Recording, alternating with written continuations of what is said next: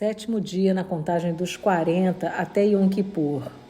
A palavra hebraica sedaká pode e frequentemente é traduzida ora como justiça, ora como caridade. Como podemos entender este pilar do que a Torá nos comanda a fazer para expressarmos a imagem do nosso Criador?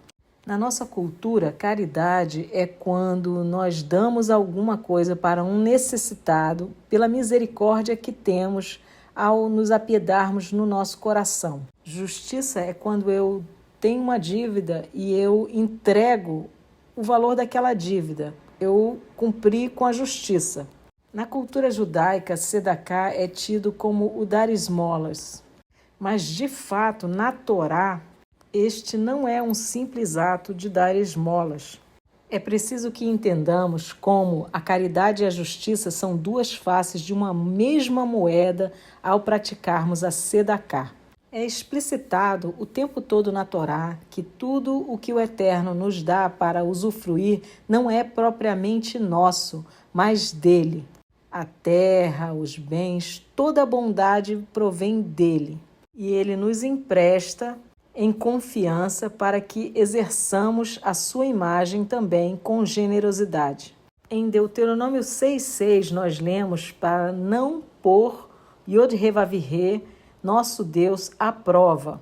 Yeshua repete esse verso em Mateus 4,7, quando ele diz, porém as Escrituras também dizem, não ponha à prova o Senhor seu Deus. Esta é a regra geral, mas o dar é tão importante na Torá que a única hipótese expressa na Torá em que nós podemos colocar o Todo-Poderoso à prova é naquilo que ofertamos. O texto de Malaquias 3, a partir do verso 10, diz isso. O compartilhar da colheita para que houvesse provisão na casa de Yod-Hê-Vav-Hê e também para que o órfão e a viúva fossem sustentados, carrega uma promessa de que as janelas dos céus seriam abertas para a abundância.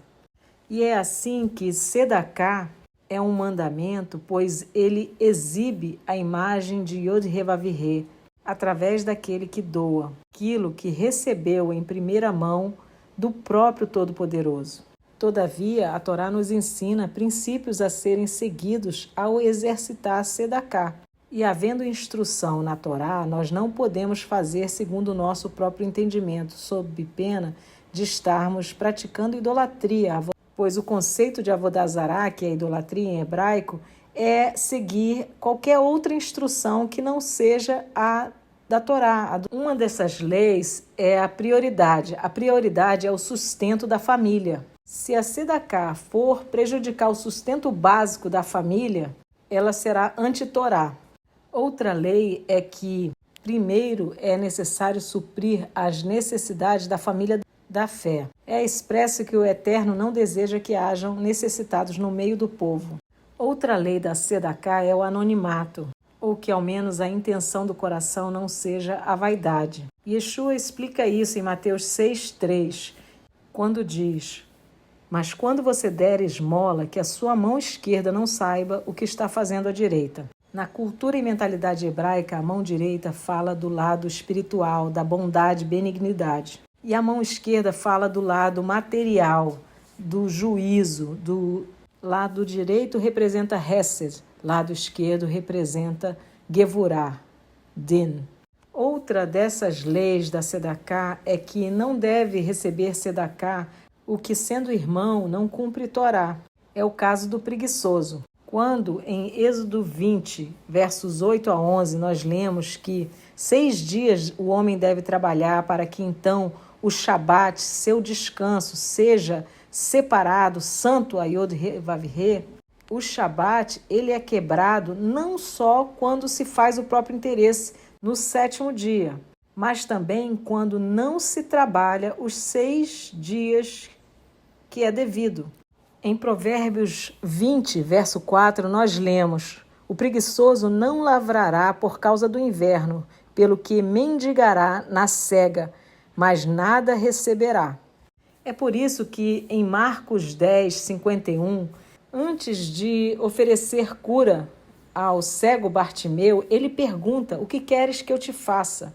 Porque em Israel do primeiro século, só era autorizado a pedir esmolas às pessoas que absolutamente não pudessem trabalhar. E elas recebiam uma capa, que seria análogo a um crachá nos nossos dias, e com esta capa ela estaria autorizada a receber esmolas na porta do templo. Assim, o cego Bartimeu, ao ser curado de sua cegueira, ele estaria apto a trabalhar e teria que trabalhar, não mais poderia viver de esmolas. Por isso, precisou que ele escolhesse, pois um novo destino traz novas responsabilidades. E é por isso também que em 2 Tessalonicenses 3, 10 a 12, o Rabino Shaul, ou o apóstolo Paulo, afirma que quem não quer trabalhar, que também não coma. O que a Torá ensina é que o assistencialismo, ele escraviza e incapacita. E Deus não quer seus filhos como vítimas e tampouco como escravos. Enquanto na cultura greco-romana o trabalhar com as mãos era coisa de mulher e escravos, o Deus de Abraão, Isaque e Jacó, ele formou o homem com as suas próprias mãos. Na cultura hebraica, na mentalidade bíblica, o trabalhar dignifica sim o homem. Cada instrução do Pai tem o objetivo de nos tornar livres. Ouvi um sábio judeu ensinando que uma mão fechada traz os dedos apresentando-os iguais, com o mesmo comprimento. Mas uma mão aberta mostra a realidade da diferença entre o comprimento dos dedos e também entre capacidade e necessidades diferentes. Outro destes sábios propôs que o objeto da Sedaká, digamos uma moeda, como ela é primeiramente uma bondade do próprio Deus, representaria o Yud do nome de Deus. O Re, que representa o número 5, seria a mão com 5 dedos daquele que dá.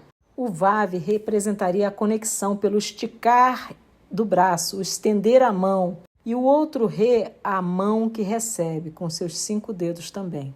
De modo que o ato de dar estaria também representando o tetragrama sendo escrito.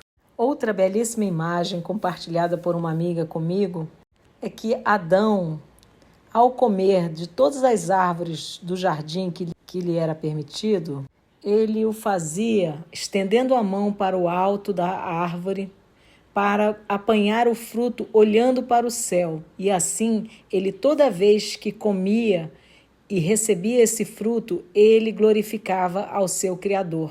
Após o pecado, com a maldição da terra, por causa dos espinhos e da dificuldade em lavrar, o homem passou a produzir de cabeça baixa, sem olhar para o céu, sem dar glória a Deus, reconhecendo que primeiro vem do alto para nós. Assim, a Sedaká deve ser exercitada de modo a produzir a imagem de Deus neste mundo. E por isso precisa ser praticada em acordo com a instrução da Torá.